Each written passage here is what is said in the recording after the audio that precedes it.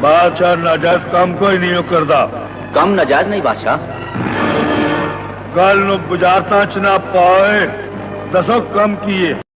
अस्सलाम वालेकुम नाज़रीन, मैं तारक सानी ते तुसी वेख रहे हो मेरे यूट्यूब चैनल रैबर इंटरटेनमेंट प्लस। आज सुल्तान रही दी बड़ी ही ज़बरदस्त फिल्म लैके तुहाडी खिदमत विच हाज़र हो रहे हैं।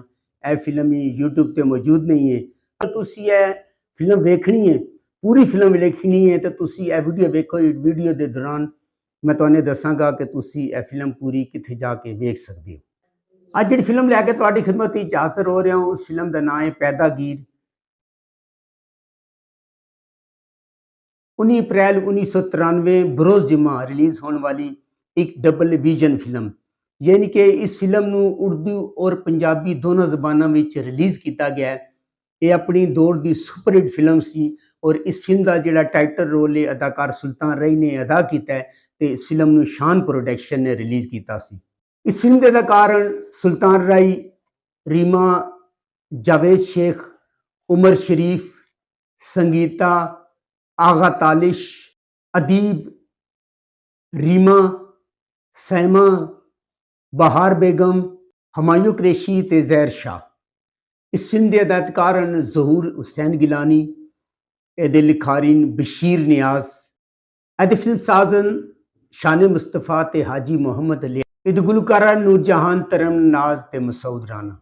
इस फिल्म के जो टाइटल रोल है अदाकार सुल्तान रही ने अदा किया है और इस फिल्म के अंदर देना वापस ले जा। आज बोली दी मंडी च बादशाह हो चाहिए पैदागीर। संगीता ने इस फिल्म के अंदर सुल्तान राई की मां का रोल अदा किया है। संगीता दे 3 पुत्र और एक धी होंदे ने और संगीता एक गरीब औरत होंदी है, एक बेवा औरत होंदी है और जागीरदार अदीब के घर काम करती है। लेकिन अदीब उहदे उत्ते बुरी नज़र रखता है, वो अदीब नू बेइज्जत करती है। अदीब उन्होंने घरों और नौकरी दोनों तो कढ़ देंदा है और ऐसी चाल चलता है कि अपने मकान चू ना सिर्फ धिक्के दे के कढ़दा है बल्कि पिंड विचों भी उन्होंने धिक्के दे के कढ़ देंदा है और आखिर वो बच्चों नू लैके पिंड तो बाहर चली जाती है।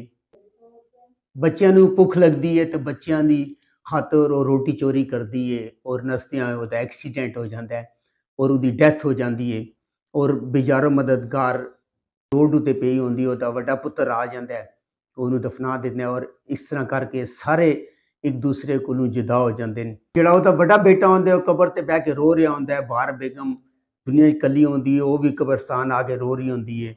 बाहर बेगम अपने घर लै जाती है और अपना पुत्र बुला लैंदी है। धी और एक पुत्र और एक धी जिहड़ा आगा तालिश नूं मिल जाते लै जाता है।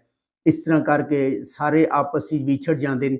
एक बच्चा जिहड़ा होंदा उस एक्सीडेंट हो जाता है, उन्होंने शफकत चीमा लै जाता है। शफकत चीमा ने इस फिल्म के अंदर एक दला टाइप किरदार अदा किया है, जिहड़ा कोई हीरा मंडी होंदा है और वो उस बच्चे नूं पकड़ के हीरा मंडी लै जाता है। आगा तालिश ने एक पिंड वाले का किरदार अदा किया है, जिहड़ा गुजर होंदा है और वो धी नूं और उसनूं लै जाता है और वो वड्डे हो के उमर शरीफ बनते हैं। इस तरह बाहर बेगम को जिहड़ा होंदा वो सुल्तान रही बनता है, जिहड़ा शफकत चीमा कोल होंदा है वो जावेद शेख बनता है। और बड़ी ही ज़बरदस्त फिल्म है। सुल्तान रही ने इस फिल्म के अंदर बादशाह का करैक्टर अदा किया है, उसका नाम बादशाह होंदा है और बादशाह का जिहड़ा काम होंदा है वो आम रूटीन जिस फिल्म तुसीं वेखियो हो गया कि गरीबां दे काम आंदा है और गरीबां दे मदद करता है, इसी टाइप का करैक्टर उसने अदा किया है।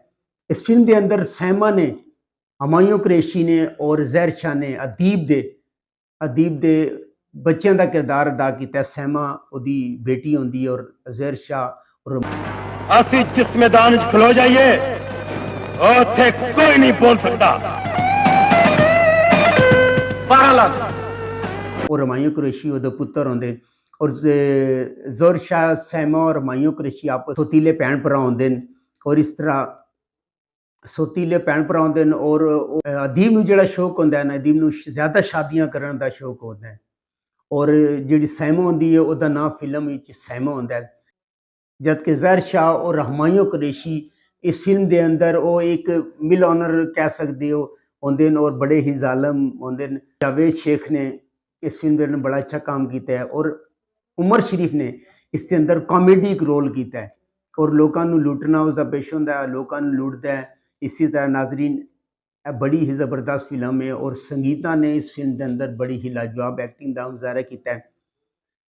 ਉਹ ਤੁਹਾਨੂੰ ਪਤਾ ਸੁਲਤਾਨ ਰਹੀ ਤੇ ਹੈ ਹੀ ਫਨ ਦਾ ਸੁਲਤਾਨ ਹੈ। ਉਹਨੂੰ ਤੇ ਇਸ ਵਾਸਤੇ ਰੱਖਿਆ ਜਾਂਦਾ ਸੀ ਕਿ ਤਾਂ ਕਿ ਫਿਲਮ ਨੂੰ ਇੱਕ ਮਾਰਕੀਟ ਮਿਲ ਸਕੇ, ਕਿਉਂਕਿ ਸੁਲਤਾਨ ਰਹੀ ਦੇ ਨਾਮ ਤੇ ਲੋਕ ਫਿਲਮ ਚੁੱਕਦੇ ਸਨ ਔਰ ਰੂਟੀਨ ਤੋਂ ਹਟ ਕੇ ਸੁਲਤਾਨ ਰਹੀ ਨੇ ਐਕਟਿੰਗ ਕੀਤੀ। ਇਹ ਫਿਲਮ YouTube ਤੇ ਮੌਜੂਦ ਨਹੀਂ ਹੈ। ਤੁਸੀਂ ਅਗਰ ਇਹ ਪੂਰੀ ਫਿਲਮ ਵੇਖਣੀ ਹੈ ਤੁਸੀਂ ਡੇਲੀ ਮੋਸ਼ਨ ਤੇ ਜਾ ਕੇ ਪੂਰੀ ਫਿਲਮ ਵੇਖ ਸਕਦੇ ਹੋ, ਲੇਕਿਨ ਇਹ ਫਿਲਮ ਤੁਹਾਨੂੰ ਤੇ ਉਰਦੂ ਜ਼ਬਾਨ ਵਿੱਚ ਮਿਲੇਗੀ।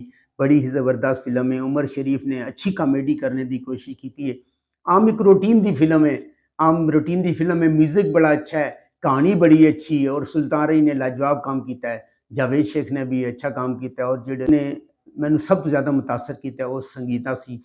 संगीता कम टाइम वास्ते आई सी लेकिन अच्छा काम किया है। अगर तुहानू मेरी मालूमात अच्छी लगी है मेरे चैनल को लाइक करो, सब्सक्राइब करो तो शेयर करो। तो नैक्सट वीडियो तक रब रख।